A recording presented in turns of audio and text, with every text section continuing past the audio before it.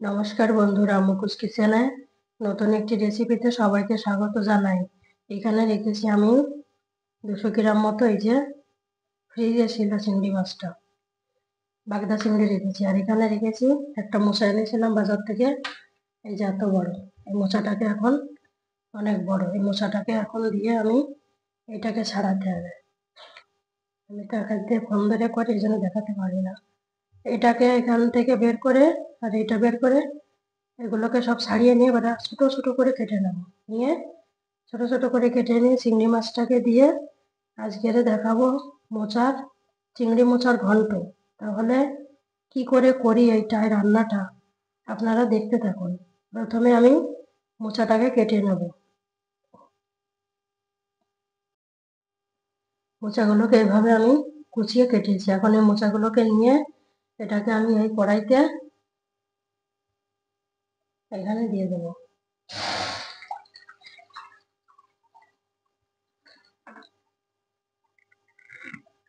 এটাকে দিয়ে দেবো, দিয়ে আমি মোচাটাকে সিদ্ধ করে নেব। এর মধ্যে দিয়ে দেবো পরিমাণ মতো লবণ দিয়ে দেবো।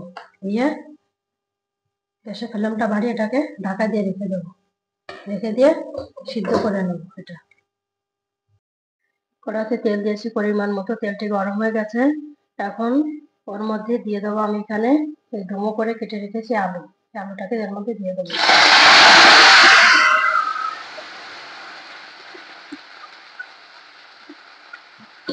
দিয়ে ওর মধ্যে দিয়ে দেবো পরিমাণ মতো হলুদ দিয়ে দেবো। আর দেবো পরিমাণ মতো, আগে লবণ দিয়েছে, পরিমাণ মতো হলুদ দিয়ে দেবো। দিয়ে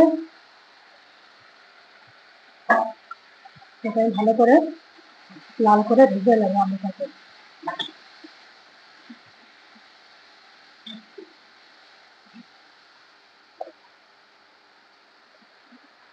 কিছুক্ষণ ঢাকা দিয়ে রেখে দেবো।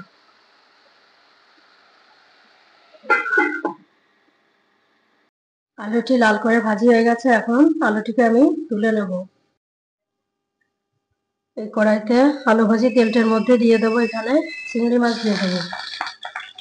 চিংড়ি মাছটাকে দিয়ে ভালো করে লবণ হলুদ দিয়ে ভেজে নেব।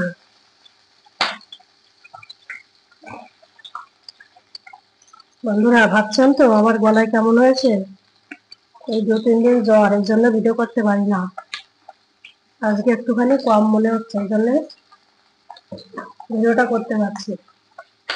আর ওর মধ্যে দিয়ে দেবো আমি লবণ দিয়ে দেবো পরিমাণ মতো। আর দিয়ে দেবো ওখানে পরিমাণ মতো হলুদ দিয়ে দেবো। দিয়ে চিংড়ি মাছগুলোকে ভালো করে ভেজে নেব। এসব রান্নাতে চিংড়ি মাছটা একটু বেশি দিলে না যা লাগে না, খেতে দারুণ লাগে। এবারে চিংড়ি মাছগুলোকে ভালো করে ভেজে এপিট ওপিট ভেজে নেবো ভালো করে। মশলাটি আমার সিদ্ধ করা গেছে। এখন এটাকে নামিয়ে আমি জলটাকে ঝরে নেমেছে, নরম হয়ে গেছে। এখন এটাকে নামিয়ে জলটা ঝরিয়ে নেব। চিংড়ি মাছটি লাল করে ভাজি হয়ে গেছে। এখন চিংড়ি মাছটিকে আমি তুলে নেব।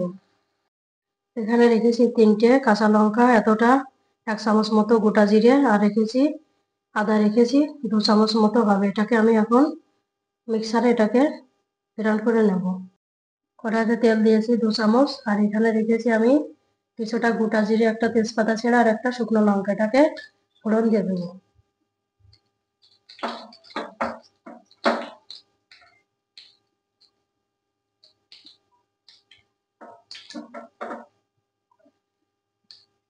এটা ফুটে উঠেছে। এখন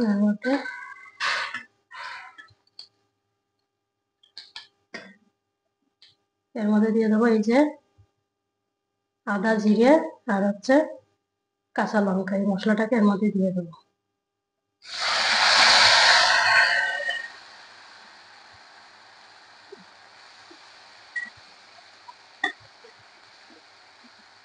দিয়ে মশলাটাকে ভালো করে কষিয়ে নেব।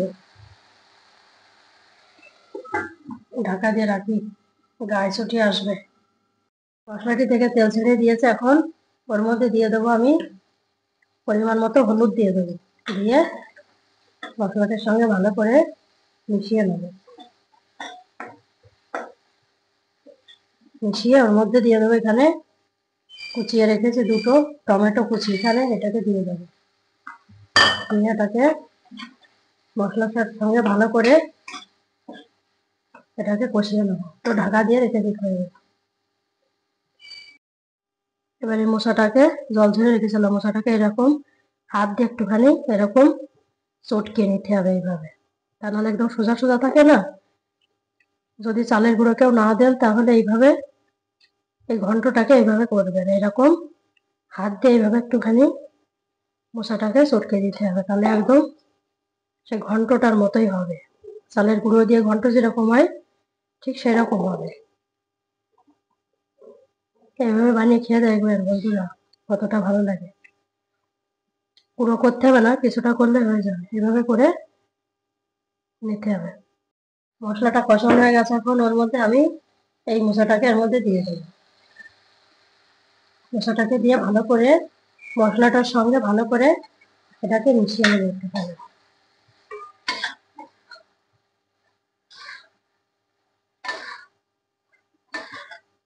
এটা হচ্ছে বিনা চালের গুঁড়োতে মোচার ঘন্ট। কিভাবে করবেন এইভাবে। এই মিশানো হয়ে গেল, এখন ওর মধ্যে আমি দিয়ে দেবো, এখানে রেখেছি আমি এই চিংড়ি মাছটার আলু ভাজিটাকে রেখেছি, এটাকে ওর মধ্যে দিয়ে দেবো। দিয়ে ওটাকে ভালো করে ওটাকে মিশিয়ে নেবো, মশলাটার সঙ্গে ভালো করে মিশিয়ে নেবো।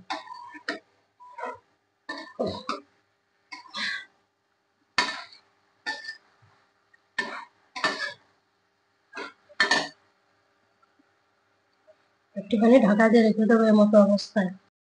এবারে এর মধ্যে দিয়ে দেবো এখানে মশলার কৌটা ধোয়া কিছুটা জল এর মধ্যে দিয়ে দেবো, দিয়ে এটাকে আমি ঢাকা দিয়ে রেখে দেবো কিছুক্ষণ। এই মশার ঘন্টটি আমার হয়ে গেছে, এখন ওর মধ্যে দিয়ে দেবো আমি এই 1 চামচ, এর মধ্যে এই ঘিটা দিয়ে দেবো।